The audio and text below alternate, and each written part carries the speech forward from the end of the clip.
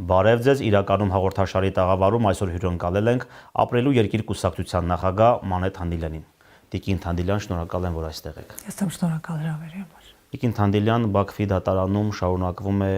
դատական ֆարսը հայ գերիների եւ պատանդների նկատմամբ, եւ դուք էլ շարունակում եք ձեր պայքարը նրանց հայրենիք վերադարձի ուղղությամբ։ Իրականում ինչ ռեալ հնարավորություններ եք տեսնում եւ ինչ կարելի է հիմա գոնե անել, որ այդ մարդիկ օր առաջ վերադառնան հայրենիք։ Գիտեք, ակնհայտ է, որ առաջին անելիքը իշխանություններինն է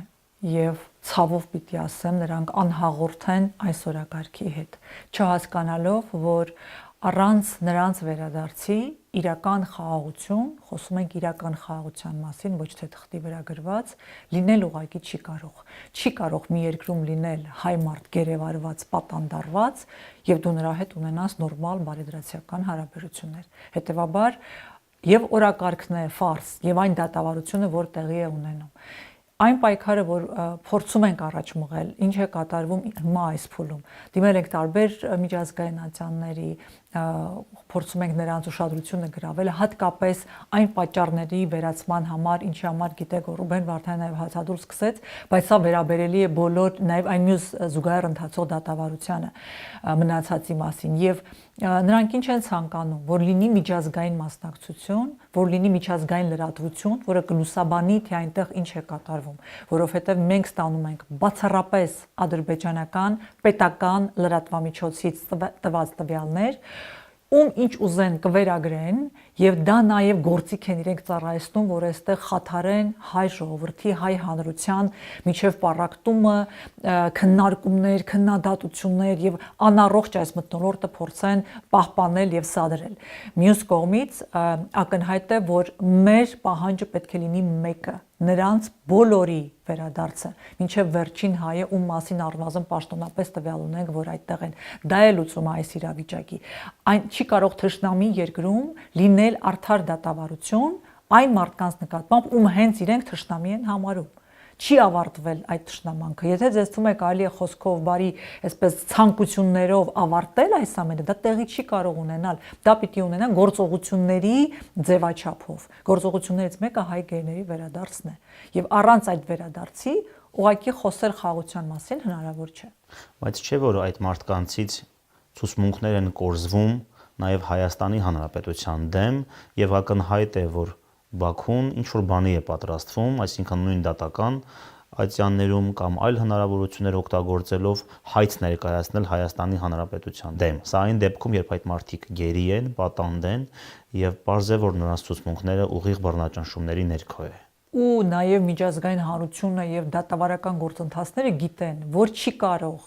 ճնշումների եւ թշնամական երկրում տված ցուցմունքը հիմք ծառայել որևէ մեղադրանք ներկայացնելու նաև հետագայում, բայց դուք բացարձակ ճիշտ եք, որ Ադրբեջանը զբաղված է հենց դրանով։ Նա բացարձակապես չի դատում այդ մարդկանց, նա դատում է հայ ժողովրդի ինքնորոշման իրավունքի ցանկությունը, իր սեփական հողում ապրելու համար մղած պայքարը։ Նա դատում է մեզ որպես հայ, որովհետև մենք հայ ենք, դատում է Հայաստանի Հանրապետությանը ներկայացնելով որպես կողմ, ինչու որովհետև Նիկոլ Փաշինյանը իջեցրել նշաձողը դարձրել տարածքային վեճ, եթե տարածքային վեճ ուրեմն ում հետ դա պիտի տեղի ունենար, եթե ոչ Հայաստանի Հանրապետության, եւ հետեւաբար հակամարտող կողմ է դարձրել Հայաստանի Հանրապետություն, որպես նկրտումներ ունեցող Ադրբեջանի տարածքի նկատմամբ, եւ դրանից բխեցնելու է, որ Հայաստանի Հանրապետությունը ագրեսոր երկիր է, ում պիտի զրկել տարբեր ատրիբուտներից պետականության, որովհետև ագրեսորների հետ վարվում են այդպես, ու սա էլ միջազգայինորեն ճանաչված մոտեցում է։ Ահա թե ինչին է ձգտում Ադրբեջանը, եւ եթե այստեղի իշխանավորները ուղեղով կույր փորձում են մեզ էլ կույրի տեղ դնել, նրանց դա չի հաջողվելու, այո, այնտեղ կարվում են գործեր, որոնցով Հայաստանի Հանրապետությունը հետագայում բազմաթիվ խնդիրներ է ունենալու, ես այսօր պատկերացում անգամ չունեմ, թե ինչպես են կարողանալու դրանց դեմն առնել, բացի այն, որ ուղղակի աշխարհը գիտի, որ հայ գերիները, ովքեր այնտեղ գտնվում են տված ցուցմունքները, չի կարող թշնամական երկրում կրկնեմ, չի կարող հիմք ծառայել որպես իրական դատավարության process եւ արդյունքում վճիռ։ Դուք 12 օր հացադուլի մեջ էիք եւ խնդրում էիք Արցախի նախկին պետնախարար բարերար գործարար Ռուբեն Վարդանյանին, որ դադարեցնի հացադուլը։ Արդյոք սա հացադուլ էր հացադուլ դադարեցնելու համար, թե ավելի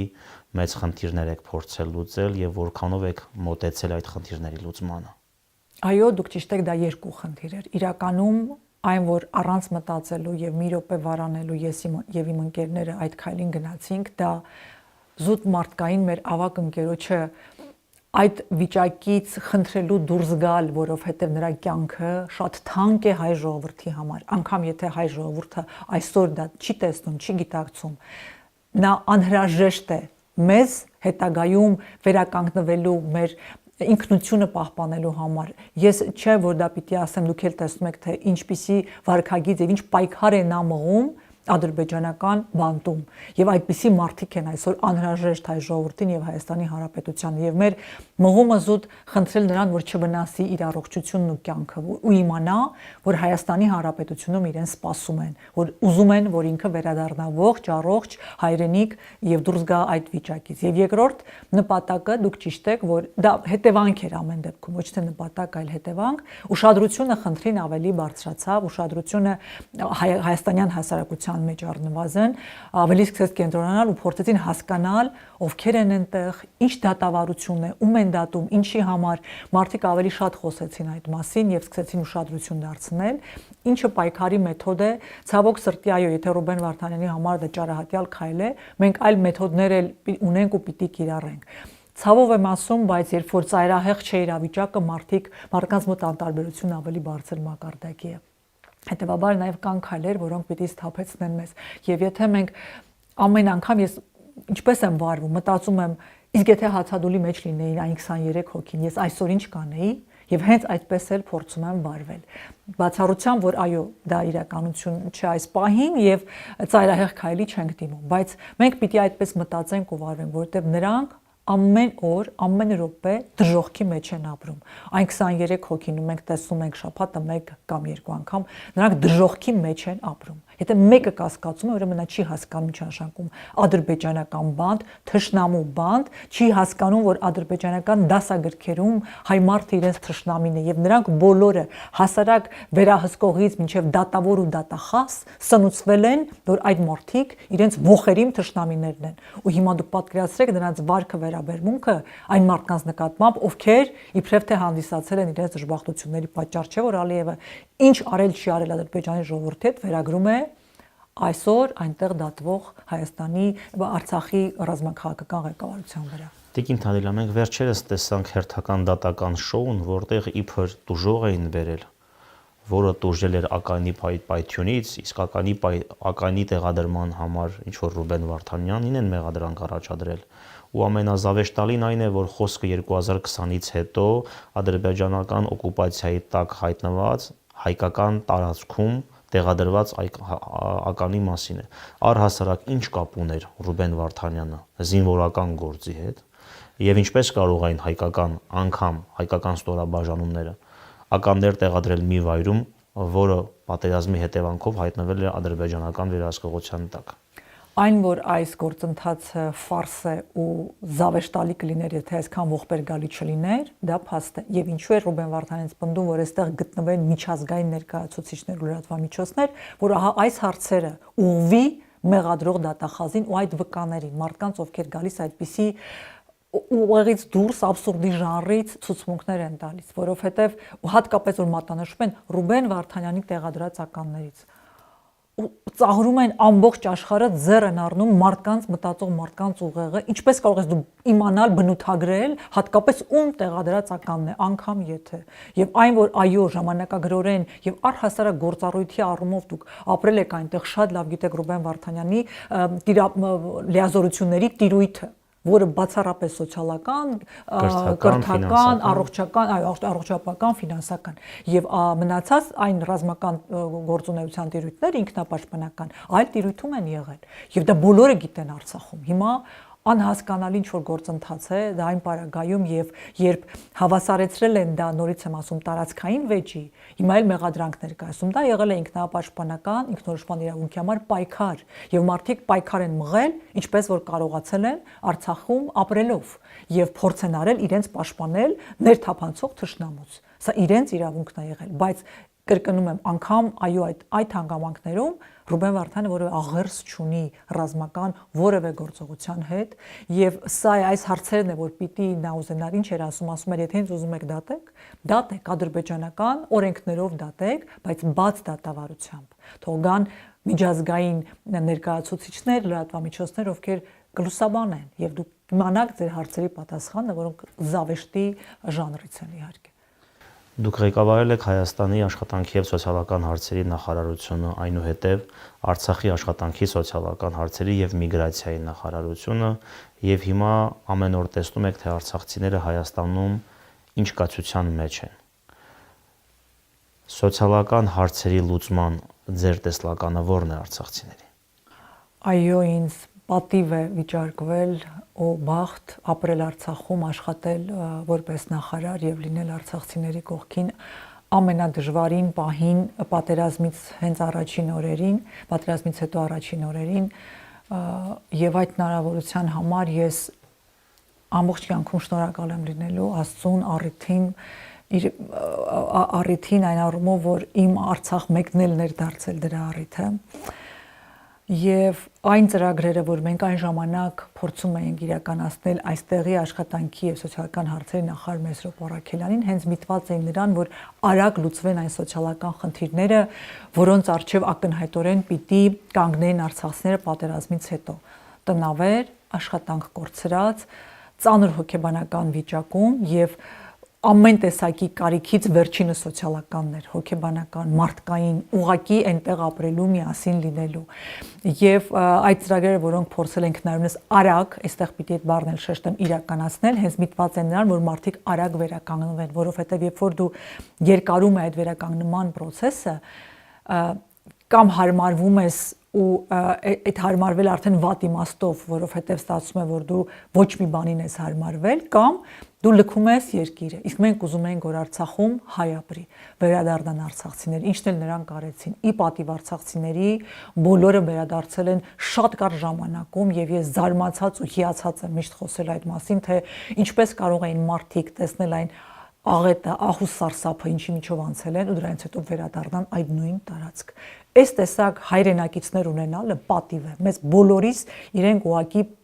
պարզ երես են արել։ Եթե մեկը դա չի հասկանում, անցնելու է տարիներ հասկանալու են։